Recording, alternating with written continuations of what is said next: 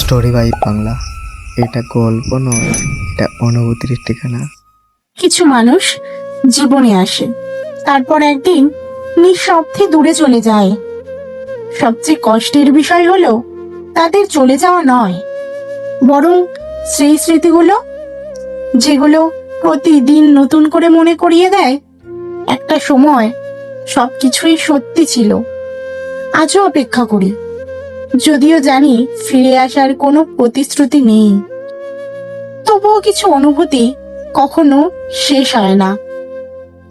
শুধু মানুষটা বদলে যায়, সময় বদলে যায়, আর আমরা হাসি মুখের আড়ালে নিজের ভাঙা কষ্টগুলো লুকিয়ে রাখতে শিখে যায়।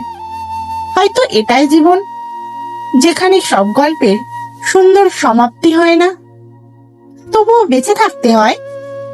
কারণ কিছু না বলা কষ্ট শুধু নীরবতায় বুঝতে পারে।